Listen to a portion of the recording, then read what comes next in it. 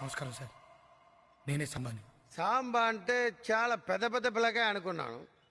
నువ్వు చాలా చిన్న పిల్లకాయవే. నా తంబిని కొట్టినావంట.